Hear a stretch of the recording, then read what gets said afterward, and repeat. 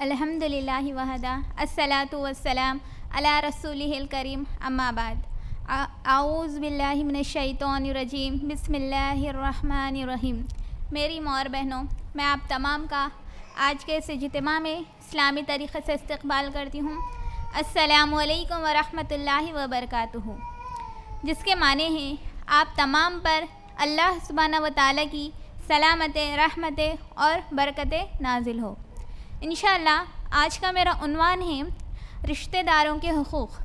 دیکھیے، ہمارا دین ایک ایسا دین ہے جو صرف اللہ کے حقوق ہی نہیں بتلاتا بلکہ بندوں کے حقوق بھی بتلاتا ہے۔ ہمارے اسلام میں صرف یہی حکم نہیں ہوا کہ تم اللہ کی عبادت کرو، نماز پڑھو، روزہ رکھو، حج کرو، تسبیح پڑھو، قرآن پڑھو، یہی کام کرتے رہا کرو، یہی حکم نہیں دیا گیا۔ جہاں پر نماز، روزہ، زکوٰۃ، حج کا حکم دیا گیا، پھر دوسری طرف بندوں کے حقوق بیان کیا گیا، یعنی شوہر بیوی ہے تو شوہر بیوی کے ساتھ کیسا سلوک کرے، ماں باپ ہے تو ماں باپ کے ساتھ کیسا سلوک کرے، بچے ہیں تو بچوں کے ساتھ کیسا سلوک کرے، ایک مسلمان دوسرے مسلمان کے ساتھ کیسا رہنا چاہیے، ایک مسلمان غیروں کے ساتھ کیسا رہنا چاہیے، ایک مسلمان جانوروں کے ساتھ کیسا برتاؤ کرنا چاہیے، بلکہ ہر چیز الحمدللہ ہر چیز ہمارے اسلام میں بتلا دی گئی۔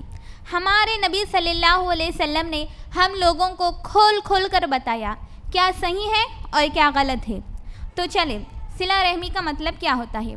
اپنے رشتہ داروں کو سلام کرنا، نرم بات کرنا، ان کے ساتھ اچھا سلوک کرنا، ان کی مدد کرنا، ان کی خاطرداری کرنا۔ تو یہ سب چیزیں صلہ رحمی میں آتی ہے، اور صلہ رحمی سے مراد اپنے رشتہ داروں کے ساتھ اچھا سلوک کرنا اور ان کی بدسلوکی کو درگزر کرنا۔ تو یہ ہے صلہ رحمی۔ دیکھیے، کچھ سال پہلے جب یہ موبائل نہیں آیا تھا تو اس وقت زمانہ ایسا تھا کہ ہر 2-3 مہینے میں کوئی نہ کوئی رشتہ دار اپنے دوسرے رشتہ داروں کے گھر جاتے تھے، رہتے تھے، کبھی دادی کے گھر، کبھی نانی کے گھر، کبھی آنٹی کے گھر، کبھی پھوپھو کے گھر کو جاتے تھے، رہتے تھے۔ لیکن آج جب سے یہ موبائل آ گیا ہے، یہ رشتہ داروں کا آنا جانا، ملنا، یہ محبتیں جب جیسی تھی آج ویسی نظر نہیں آ رہی، نہ بچوں میں نظر آ رہی ہے اور نہ بڑوں میں نظر آ رہی ہے۔ اور آج ہر کوئی یہی کہہ رہا ہے کہ میں بزی ہوں، میں بزی ہوں، میں بزی ہوں۔ اور اگر آج رشتہ داروں کی کہیں ملاقات ہوتی ہے تو وہ 2 جگہوں پر، کوئی مر گئے تو ملاقات ہوتی ہے یا پھر کسی کی شادی میں ہی ملاقات ہوتی ہے۔ اس کے علاوہ یہ ملنا، یہ ملاقاتیں بند ہو گئی ہے۔ دیکھیے، آج ایسا ہو رہا ہے کہ خونی رشتوں کی محبت کم ہو رہی ہے، آج خونی رشتوں کی محبت کم ہو رہی ہے، اور واٹس ایپ، فیس بک، انسٹاگرام کے رشتوں سے زیادہ محبت ہو گئی ہے۔ دیکھیے، واٹس ایپ پر، انسٹاگرام پر، فیس بک پر جن کو ہم جانتے نہیں، پہچانتے نہیں، ان کو روز روز سلام کرتے ہیں، ہاں، خیر خیریت پوچھتے ہیں، ان سے بات کرتے ہیں، اور یہ واٹس ایپ، انسٹاگرام، فیس بک کے رشتوں کے ساتھ اتنا زیادہ محبت ہو گئی کہ بار بار اپنے غلطیوں پر ان سے معافی مانگتے ہیں، ہاں، سوری کہتے ہیں، ان کی تکلیفوں میں ہم بھی تکلیف محسوس کرتے ہیں، ہاں، ان کے لیے دعائیں کرتے ہیں، انہیں مبارکباد دیتے ہیں، اور ان کی ہر چیز جانتے ہیں اور اپنی ہر چیز بتاتے ہیں۔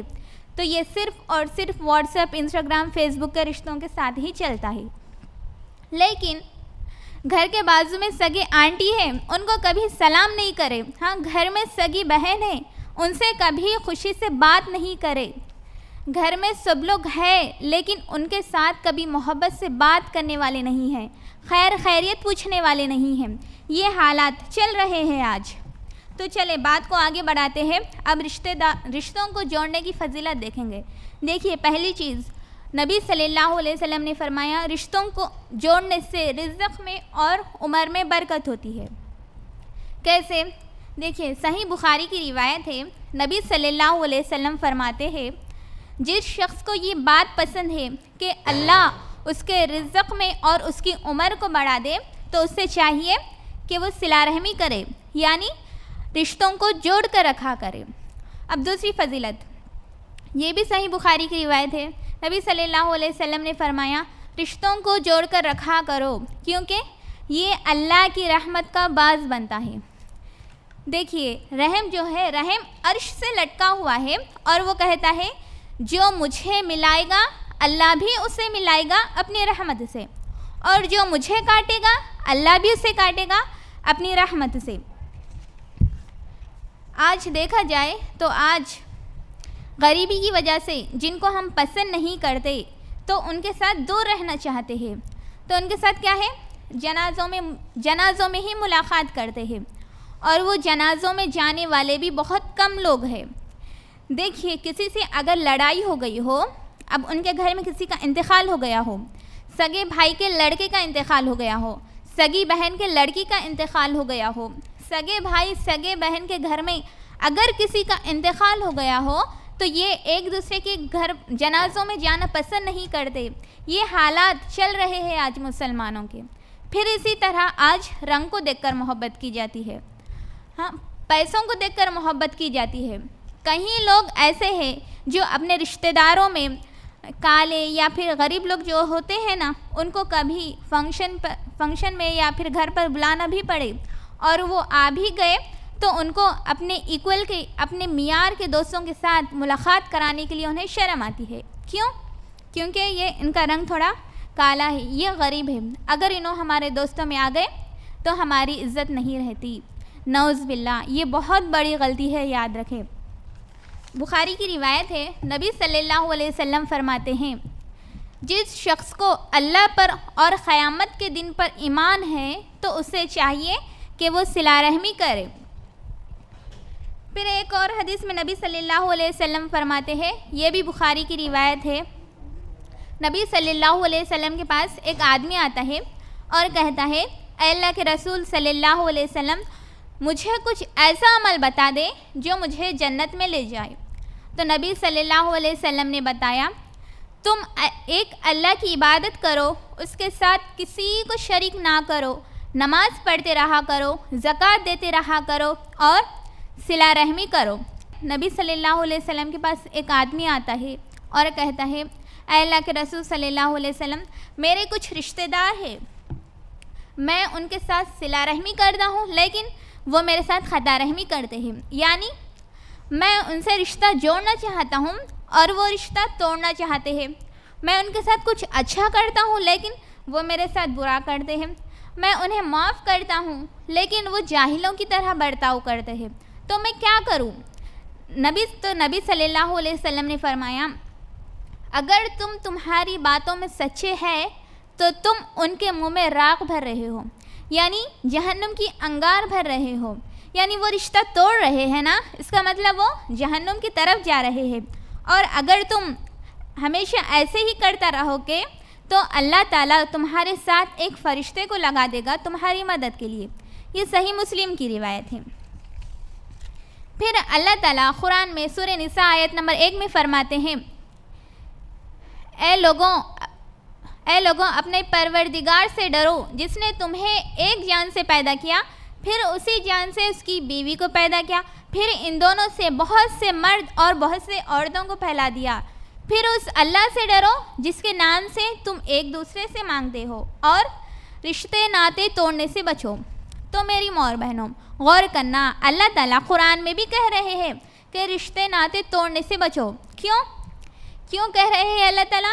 کیونکہ ہم سب ایک ہی ماں باپ کی اولاد ہیں۔ آج کیا حالات ہیں ہمارے ہم سب جانتے ہیں، آج چھوٹی چھوٹی بات کو لے کر رشتے توڑ رہے ہیں، نہ چھوٹوں کا خیال نہ بڑوں کا خیال۔ نبی صلی اللہ علیہ وسلم نے فرمایا جو بڑوں کی عزت نہیں کرتا اور چھوٹوں پر شفقت نہیں کرتا وہ ہمیں سے نہیں۔ پھر قرآن میں اللہ تعالیٰ سورہ نساء آیت نمبر 36 میں فرماتے ہیں اے لوگوں ایک اللہ کی عبادت کرو، اس کے ساتھ کسی کو شریک نہ کرو، ماں باپ کے ساتھ حسن سلوک کرو، اپنے قریبی رشتہ داروں کے ساتھ اچھا سلوک کرو، غریبوں کے ساتھ اچھا سلوک کرو، مساکین یتیموں کے ساتھ اچھا سلوک کرو، اور اللہ تعالیٰ فرماتے ہیں اپنے پڑوسیوں کے ساتھ بھی اچھا سلوک کرو، یہاں تک کہ راستے میں مل کے چلنے والوں کے ساتھ بھی اچھا سلوک کرو، اور اللہ تعالیٰ تکبر کرنے والوں کو پسند نہیں کرتے۔ اب رشتوں کو توڑنے کا نقصان کیا ہے؟ دیکھیے رشتوں کو توڑنے سے جو شخص بھی رشتوں کو توڑتا ہے نا وہ جنت سے محروم ہو جاتا ہے۔ نبی صلی اللہ علیہ وسلم نے فرمایا، بخاری کی روایت ہے، جو شخص خطا رحمی کرتا ہے وہ جنت میں نہیں جائے گا۔ پھر خطا رحمی کرنے سے اللہ تعالیٰ اس کی سزا دنیا میں ہی دے دیتے ہیں۔ کیسے؟ ترمذی کی روایت ہے، نبی صلی اللہ علیہ وسلم فرماتے ہیں، بغاوت اور خطا رحمی دو ایسے گناہ ہیں جن کی سزا اللہ تعالیٰ دنیا میں ہی دے دیتے ہیں۔ پھر خطا رحمی کرنے سے اللہ تعالیٰ ان کے کوئی بھی عمل کو قبول نہیں کرتا۔ خطا رحمی کرنے والے کا کوئی بھی عمل اللہ تعالیٰ قبول نہیں کرتا۔ یہ مسند احمد کی روایت ہے۔ پھر اسی طرح ایک حدیث میں نبی صلی اللہ علیہ وسلم فرماتے ہیں، جس بھائی نے تین بہنوں کی ذمہ داری لی، انہیں اچھا پڑھایا، اچھی پرورش کی، پھر عزت کے ساتھ ان کی رخصتی کی، تو نبی صلی اللہ علیہ وسلم فرماتے ہیں، یہ دو انگلیوں کا اشارہ کرتے ہیں اور کہتے ہیں، یہ دو انگلیاں جس طرح جڑی ہوئی ہیں نا، کل قیامت کے دن وہ میرے ساتھ ایسے ہی ہوگا۔ تو میری ماں اور بہنوں کے ساتھ ادب سے پیش آؤ، ان کے حقوق دیو، حق دیو ان کا۔ حقوق یعنی یہ نہیں جو جہیز میں دیا جاتا ہے، جہیز دے دیے سو یہ حقوق نہیں ہوتا، بلکہ ان کی باپ کی وراثت میں سے ان کا حق دیو۔ اللہ تعالیٰ فرماتے ہیں، دو حصے مرد کے اور ایک حصہ عورت کا ہوتا ہے۔ آج لوگ کہہ رہے ہیں ہم نے جہیز دے دیا سو بات ختم۔ نہیں، ایسا نہیں ہے۔ باپ کے انتقال کے بعد ایک حصہ عورت کو ملنا چاہیے۔ پھر اللہ تعالیٰ قرآن میں فرماتے ہیں، وَبِالْوَالِدَيْنِ إِحْسَانًا، تم اپنے ماں باپ کے ساتھ حسن سلوک کرو۔ آج کیا کر رہے ہیں ہم؟ انہیں جھڑکیاں دے رہے ہیں، ان کی نافرمانی کر رہے ہیں، انہیں اپنے پاس رکھنے سے لڑ رہے ہیں۔ دیکھیے، غور کرنا، ایک ماں 10 بچوں کو پالتی ہے، لیکن آج وہی 10 بچے ایک ماں کو اپنے پاس رکھنے کے لیے لڑ رہے ہیں۔ غور کرنا، یہ محبت میں، وہ محبت میں اور یہ محبت میں کتنا فرق ہو گیا ہے۔ اسی طرح آج رشتے ٹوٹ رہے ہیں۔ ایک حدیث میں آتا ہے، نبی صلی اللہ علیہ وسلم کے پاس ایک شخص آتا ہے اور کہتا ہے، اے اللہ کے رسول صلی اللہ علیہ وسلم، میرے حسن سلوک کا سب سے زیادہ مستحق کون ہے؟ نبی صلی اللہ علیہ وسلم نے فرمایا، تمہارے حسن سلوک کا سب سے زیادہ مستحق تمہاری ماں ہے۔ اس شخص نے پھر پوچھا، اے اللہ کے رسول صلی اللہ علیہ وسلم، میرے حسن سلوک کا سب سے زیادہ مستحق کون ہے؟ پھر نبی صلی اللہ علیہ وسلم نے فرمایا، تمہارے حسن سلوک کا سب سے زیادہ مستحق تمہاری ماں ہے۔ اس نے پھر پوچھا، اے اللہ کے رسول صلی اللہ علیہ وسلم، میرے حسن سلوک کا سب سے زیادہ مستحق کون ہے؟ نبی صلی اللہ علیہ وسلم نے فرمایا، تمہاری ماں۔ اس نے چوتھی مرتبہ پوچھا، اے اللہ کے رسول صلی اللہ علیہ وسلم، میرے حسن سلوک کا سب سے زیادہ مستحق کون ہے؟ پھر نبی صلی اللہ علیہ وسلم نے فرمایا، تمہارا باپ۔ پھر نبی صلی اللہ علیہ وسلم کے پاس ایک آدمی آتا ہے اور کہتا ہے، اے اللہ کے رسول صلی اللہ علیہ وسلم، رزق میں برکت کا کوئی وظیفہ بتا دے۔ تو نبی صلی اللہ علیہ وسلم نے فرمایا، کیوں نہ بتاؤں میں؟ سنو، ٹوٹے رشتوں کو جوڑ کر رکھا کرو، اللہ تعالیٰ رزق میں بھی برکت دے گا اور عمر میں بھی برکت دے گا۔ اور آج ہم بہت عجیب لوگ ہو گئے ہیں۔ دیکھیے، خبروں پر بھی جا کر رو لیتے ہیں، لیکن زندہ لوگوں کی عزت نہیں کرتے، ان کی قدر نہیں کرتے۔ تو میری ماں اور بہنوں، زندہ لوگوں کی عزت کرو۔ اگر کچھ غلطی ہوئی تو جا کر معافی مانگو۔ دیکھیے، معافی مانگنے سے کوئی بڑا چھوٹا نہیں ہوتا۔ ماں باپ ہے تو ماں باپ کے ساتھ حسن سلوک کرو، بھائی بہن ہے تو ان کے ساتھ اچھا سلوک کرو، رشتوں کو جوڑ کر رکھا کرو۔ مسلم کی روایت ہے، عائشہ رضی اللہ عنہ روایت کرتی ہے، نبی صلی اللہ علیہ وسلم نے فرمایا، اللہ تعالیٰ کے نزدیک سب سے زیادہ ناپسند شخص وہ ہے جو سخت جھگڑالو ہو۔